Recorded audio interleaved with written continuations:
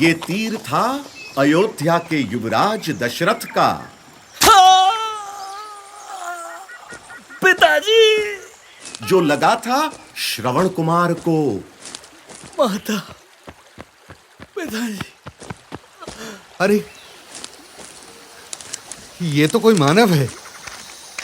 क्षमा, क्षमा, मुझे क्षमा करो पुत्र। यहाँ कोई हिरन है, मुझे हुआ संदेह। ये शब्द भेदी बाण है जो छू गया तुम्हारी देह।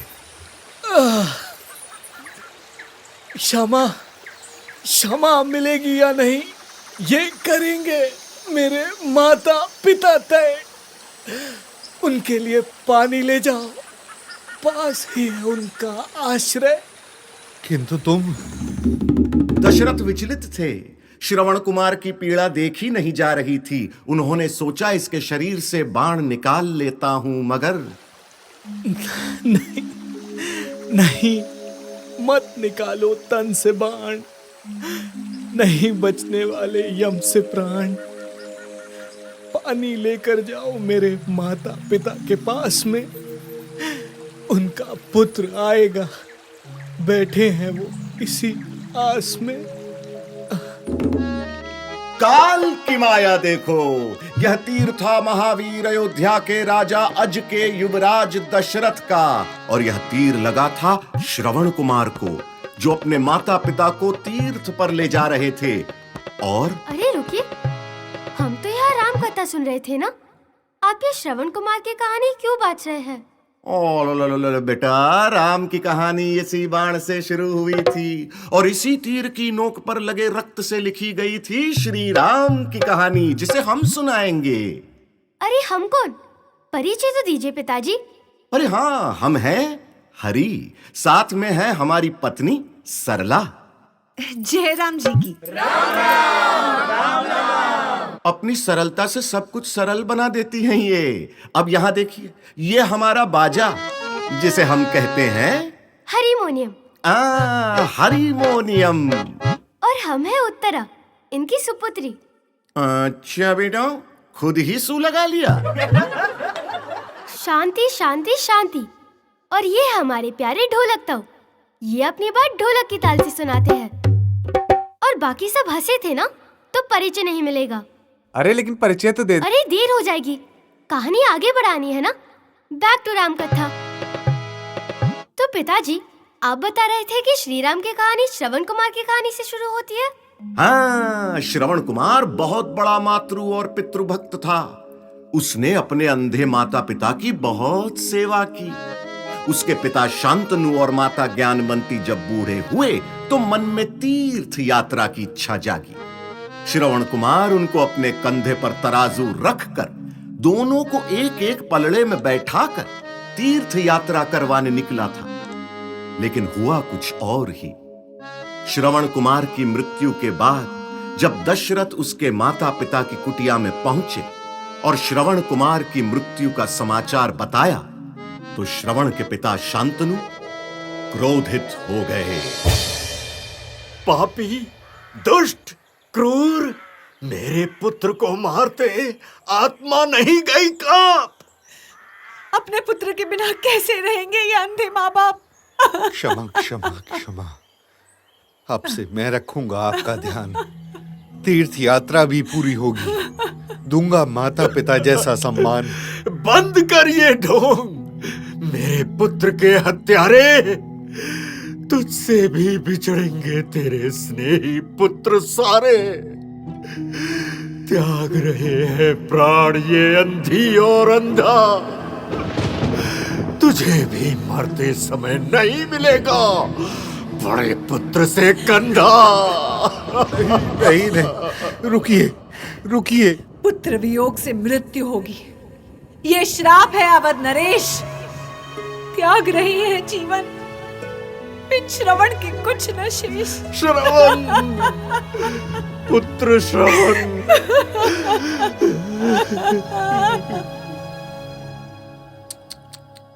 इसी श्राप की नींव पर रामायण खड़ी हुई। कालांतर में श्राप सत्य हुआ।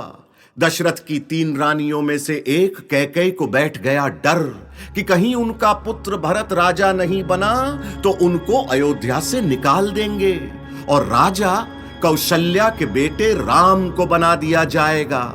इसी डर की, भरम की वजह से कैकेयी ने मांग लिया वरदान कि राम को वनवास हो और भरत बने नरेश। कैकेयी के वरदान में लिपटा था श्रवण कुमार के माता पिता का श्राप, जो अयोध्या के लिए बना अभिशाप। यही इस कथा की सीख है। मन का वहम, दिमाग का भरम करता है पैदा भय, ऐसा डर लाता है दुर्गति। बचने के लिए बोलिए श्री राम सिया की जय। आपने तो कथा की पहले ही सीख दे दी पिताजी। बेटा, श्री हरि की कथा है, आगे से पढ़ो या पीछे से, ज्ञान और सीख ही मिलेंगे। अनंत कथा है, हरि अनंत, हरि कथा अनंत। शीश झुका दशरथ खड़े करते हैं पश्चाताप, क्षमा की क्षमता है नहीं काट सके यह पाप, क्षमा की क्षमता है नहीं काट सके यह पाप। सियावर रामचंद्र की जय, हमारे लखन लाल की जय। पिताजी, श्राप इतना पावरफुल होता है क्या? अरे बिल्कुल होता है। इसीलिए कभी किसी निर्बल का बुरा नहीं करना चाहिए। किसी निर्बल के निर्मल दिल से निकली हाय बड़े बड़े सिंहासन हिला देती है। महाराज हो या युवराज, प्रजा में किसी को गलती से भी कष्ट हो तो दोष राजा पर ही आता है, और राजा ही का धर्म है कि वो होश में आए और दोष को हटाए, सबका दुख मिटाए। और बेटा, बात भरम की हो रही है तो कभी इस भरम में ना रहे कि वो हमेशा राजा रहेगा। वैसे एक क्वेश्चन और, ये श्राप होता क्या है? ज्यादा सोचना श्राप है बेटा, ज्यादा मत सोचो, कहानी के अंत में सब पता चलेगा। माँ स्पॉइलर दो ना, क्या होगा लास्ट में? अंत की शुरुआत तो हो चुकी बेटा। कालांतर में ये हुआ, महाराज दशरथ की 3 रानियां हुई, कौशल्या, सुमित्रा और कैकेयी। कौशल्या कौशल देश के नरेश, अश्वति और सुलक्षणा की पुत्री थी। कौशल्या राजा दशरथ की पहली रानी बनी। उसके बाद सुमित्रा, जो कि काशी प्रदेश की राजकुमारी थी और ज्यादातर कौशल्या के साथ ही रहती और सौतन होते हुए भी सखी वाला बर्ताव रखती। और इस कथा के लिए बेहद जरूरी राजा दशरथ की एक और रानी कैकेयी, जो कैकेयी प्रदेश की बेटी थी और राजा पर उनका अच्छा प्रभाव था। सब अच्छा था, बस एक दिक्कत थी, तीनों को मुश्किल से बच्चे हुए, लेकिन हुए तो महान बेटे हुए। कैकेयी को एक बेटा हुआ, भरत। सुमित्रा को 2 बेटे, लक्ष्मण और शत्रुघ्न। और कौशल्या को राम। बोलो सियावर रामचंद्र भगवान की जय। लेकिन पुत्र रत्न की प्रसन्नता लंबे समय तक कहां ही भोगने वाले थे राजा दशरथ। रानी कैकेयी को दिए 2 वरदान उनकी दुर्गति का कारण बनने वाले थे। ये 2 वरदानों की क्या स्टोरी है? अरे बेटा, एक बार सेवासुर संग्राम में दुश्मनों ने राजा दशरथ को धूल चटा दी, लेकिन उनकी पत्नी कैकेयी उनके साथ थी। कैकेयी ने राजा दशरथ को सेफली वहां से निकाल लिया। पत्नी साथ हो तो क्या कुछ नहीं हो सकता। हाँ, वो तो है। अरे आप लोग कहानी सुनाइए ना, इधर उधर क्यों जा रहे हो? गलती हो गई बेटा। प्रसन्न होकर राजा ने कैकेयी को वरदान देने की सोची। आपके कारण बच पाया मैं, मिला मुझे जीवन दान। अपने लिए मेरी प्यारी रानी, मांग लो 2 वरदान। पर वो स्मार्ट थी। अरे इसकी क्या आवश्यकता है, मैं हमेशा बचाऊंगी आपके प्राण। और अभी आप रहने दीजिए, कभी और मांग लूंगी वरदान। एक बेसिक क्वेश्चन है, ये वरदान क्या होता है? इस कथा में वरदान और श्राप बराबर है। ऐसा क्यों बोल रहे हैं? समय को अपनी गति से चलने दो बच्चा, पता चल जाएगा। अभी तो राम के राजा बनने का दिवस है। अयोध्या में आज खुशी का माहौल है। राम राजा बनने वाले हैं। युवराज रामचंद्र की। अरे जय भैया, चाय तो ले आओ। राम नाम से गूंज रहा अवध का हर घर आज, मन में हर्षोल्लास है, राम करेंगे राज, राम करेंगे राज, सियावर रामचंद्र की जय, हमारे लखन लाल की जय।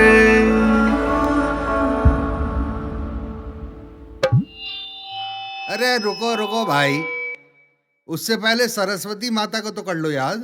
हर चीज में टोक लगाते हो फूफा जी। अब राम की कथा में उनका क्या काम? अरे बेटी देखो, कैमियो है पर इम्पोर्टेंट है। कैमियो?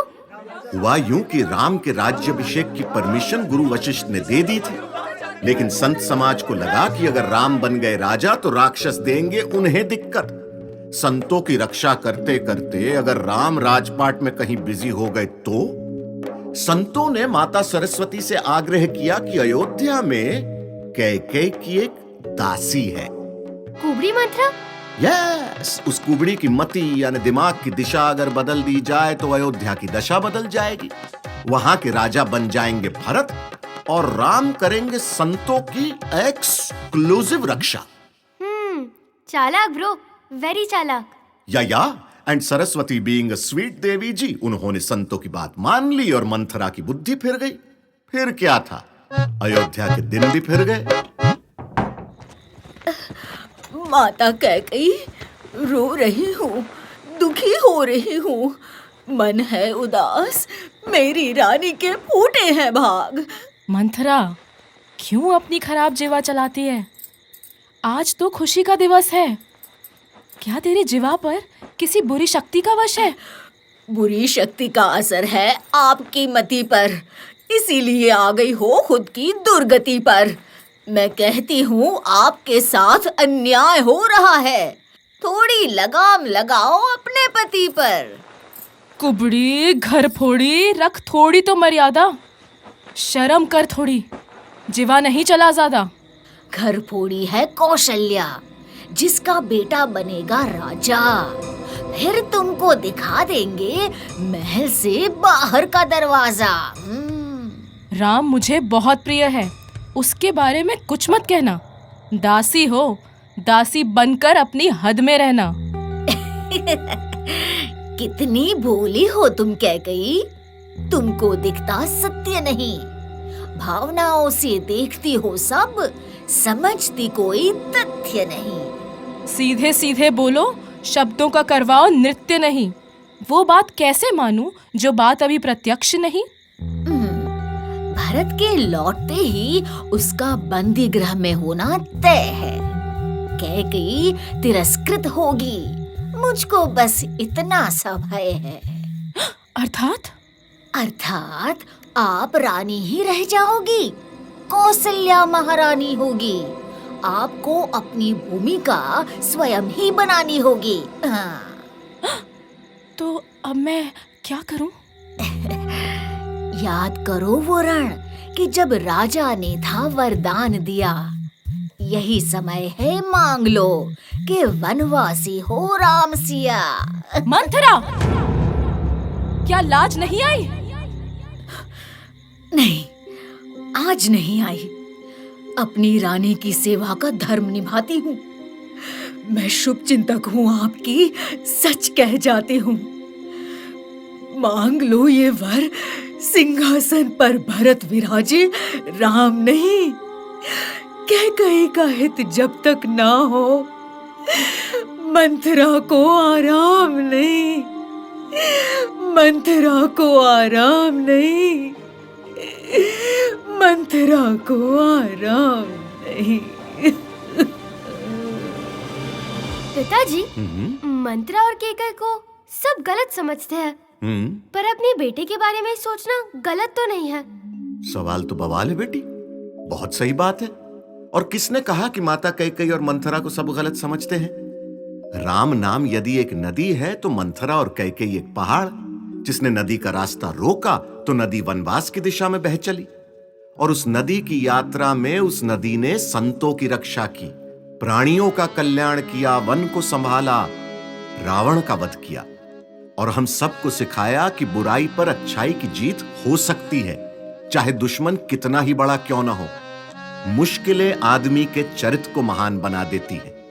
राम एक युवराज से मर्यादा पुरुषोत्तम बने। सोचो राम का चरित्र इतना महान कैसे बनता अगर मंथरा और कैकेयी ना होते। सत्य वचन पिताजी। जैसे स्कूल, कॉलेज और ऑफिस में हमारे साथ दिक्कत आती है, वो हमको स्ट्रॉन्ग और बेटर ही बनाती है। समझ गए? आगे बढ़ते हैं। कथा में भी आगे बढ़ते हैं। कैकेयी ने दशरथ के समक्ष जाकर मांग लिया अपना वरदान। हे राजन, यही समय है, आप मुझे वरदान दें। राम को हो वनवास, भरत को राजा का सम्मान दें। ये क्या कहती हो रानी? ये समय नहीं उपहास का। राम बनेंगे राजा, सुगम दृश्य है इतिहास का। उपहास नहीं, ये बात है मेरे अधिकार की। राजा होकर वचन न पूरा, बात बड़े धिक्कार की। रानी, ये क्या कहती है आपने? इतना सुनते ही महाराज दशरथ मूर्छित हो गए। दशरथ मूर्छित हो गए, मन में है संग्राम। राम मगर फिर भी रखे कैकेयी का सम्मान। राम मगर फिर भी रखे कैकेयी का सम्मान। सियावर रामचंद्र की जय, हमारे लखन लाल की जय। और जैसे ही राम को ये बात पता चली, वो महल की ओर भागे। राजा दशरथ की हालत देखकर घबराए नहीं, ना क्रोधित हुए। स्वयं नारायण अवतार हैं। वो तो जानते ही थे कि अवश्य माता कैकेयी और दशरथ के बीच कुछ घटा है, पर उन्होंने आपा नहीं खोया। सबसे पहले माता कैकेयी को नमन किया और मर्यादित भाव से स्नेहपूर्वक पूछा, माता कैकेयी, पिताश्री की ये अवस्था, क्या कोई विवाद हुआ है? या जो नहीं होना चाहिए था उस तरह का कोई संवाद हुआ है? राम, तुम्हारे पिता ने मुझको 2 वरदान का दिया वचन था, लेकिन जब वर मैंने मांगे तो उनके पास केवल प्रवचन था। माता, आज से मैं भी राजा होने वाला हूं इस नगर का। आज्ञा दें तो मैं कुछ कर दूं आपके मांगे वर का। ठीक है, यदि तुम चाह रहे हो तो करती हूँ तुम पर विश्वास। पहला वर ये, भरत हो राजा, दूजा तुमको हो वनवास। नहीं पुत्र, नहीं। माता, बस इतनी सी बात और उस पे इतना बड़ा विवाद। बड़े ही सुख से सिंहासन को भरत पे न्यौछावर कर दूं। माता पिता की आज्ञा पर मैं नीचा अपना सर कर दूं। वनवासी होने से ऋषि मुनियों के होंगे दर्शन मुझको। ये मेरा कल्याण ही है जो मिला अमूलक धन मुझको। वनवासी होने में देख रहा हूं बड़ी भलाई में। पिता के वरदानों के ऋण की कर पाऊं भरपाई में। राम रुको, राम, अयोध्या छोड़ के न जाओ। राम चले गए। राम, अयोध्या के राम चले गए। सिंहासन सूना है, राजमहल में मातम का माहौल, प्रजा व्याकुल। परंतु श्री राम अकेले नहीं, क्योंकि जहां सिया के राम वहीं सिया का धाम। और भाई लखन भी साथ थे। दूसरी माता के बेटे थे लक्ष्मण, पर राम के लिए सबसे पहले वही खड़े हुए। सब समझते थे लखन को क्रोध से भरा, लेकिन थे लखन प्रेम और त्याग से भरे हुए। उम्र में छोटे थे लेकिन कर्म से बड़े थे। उन्होंने प्रतिज्ञा ली, वनवास में हर क्षण सिया और राम की देखभाल करेंगे। लखन ने उस दिन दुनिया को उदाहरण दिया कि आपसी अपनापन खून के रिश्तों से नहीं, मन के प्रेम से आता है। आपस में भाई होने से बड़ा है आपस का भाईचारा। राम नारायण थे तो लखन उनका छत्र बनकर शेषनाग का रूप। आगे राम, बाईं तरफ सीता, दाहिनी ओर लक्ष्मण और पीछे संपूर्ण अयोध्या रोती बिलखती। सरयू नदी से शुरू हुई यह कथा पहुंची गंगा तट पर। शाम हो चुकी थी। कथा आज विश्राम करेगी रिंगरपुर में, जहां के राजा निषाद राज थे, राम के बचपन के सहपाठी। पहली रात वनवास की।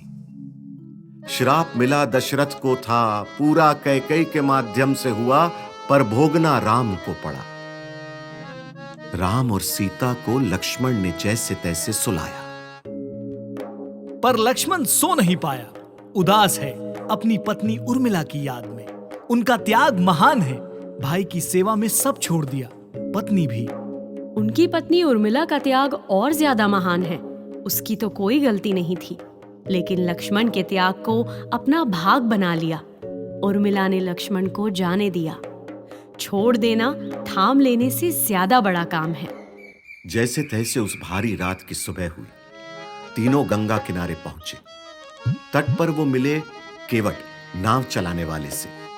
वो केवट लोगों को इस पार से उस पार ले जाता था, पर आज वो भवसागर को पार पाने वाला था। केवट को उस समय में निम्न वर्ग का समझा जाता था, पर राम के लिए क्या ऊंच और क्या नीच। राम के लिए सब एक समान। राम को था सबके लिए सम्मान। उन्होंने केवट को आदेश नहीं दिया, बल्कि उसे प्रार्थना की। केवट, केवल इतनी प्रार्थना है, अपनी नाव लगाओ किनारे। इतना अगर जो काज करो, ऋणी रहेंगे हम तुम्हारे। सब समझता हूँ, आप हो राम, नहीं हो मनुष्य आम। मीठी मीठी बातें करते हो, निकलवा लेते हो काम। अरे ये कैसी भाषा है? तुमको हमारा डर नहीं? यही न्याय कर देंगे तुम्हारा, जा पाओगे घर नहीं। शांत लक्ष्मण, केवट को जो संदेह है उसको समाप्त करेंगे हम। और सोचो, केवट की सहायता के बिना कैसे वो किनारा प्राप्त करेंगे हम। ओके, समझी। राम जी बहुत स्मार्ट थे और शांत भी, एकदम परफेक्ट पुरुष। तुम मायावी लगते हो। चरण तुम्हारे अलग है राम। पांव मेरी नैया को नुकसान करेंगे, ऐसा मुझको शक है राम। नाव में बैठाऊंगा, पर पहले तुम्हारे चरण धो डालूंगा। चरणों में जो जादू टोना है, पानी से उसे निकालूंगा। ठीक है, समझता हूं। जो भी है तुम्हारे भाव केवट। मैं खुश तो नहीं हूं, पर धो लो मेरे पांव केवट। केवट सब कुछ पा गया, राम के पांव पखार। राम भी हर्षित हो रहे, पा केवट का प्यार। राम भी हर्षित हो रहे, पा केवट का प्यार। सियावर रामचंद्र की जय, हमारे लखन लाल की जय। कई राजा आए गए गंगा के तट पर सब केवट की छाया से दूर रहते, उसे नीची जात का समझते। ऐसे में राम का उसको स्पर्श देना, बराबर में बैठ जाना, साधारण होकर भी असाधारण बात थी। यही राम राज्य है, सब बराबर। फिर भी केवट थोड़ा रूडली बात कर रहा था राम से। Bad behaviour. ना बेटी, समझी नहीं तुम। वो तो बस राम के चरण छूना चाहता था। कभी कभी भाव कुछ और होते हैं, बात कुछ और। हम नहीं समझते, भ्रम में रहते हैं, पर भगवान समझते हैं। इसीलिए राम ने केवट की हर बात मानी। श्री राम यहां गंगा पार हुए थे, लेकिन वहां सरयू नदी के किनारे आग लगी थी। वहां चिता जल रही थी राजा दशरथ की। उनके पार्थिव शरीर को तेल का लेप लगाकर रखा गया था, क्योंकि जब वो मृत हुए तो वहां उनका कोई सुपुत्र न था। वह श्रापवश पुत्र वियोग से मरे। भरत और शत्रुघ्न पहले से भ्रमण पे थे, भ्रमण को पूरा करके वापस आए।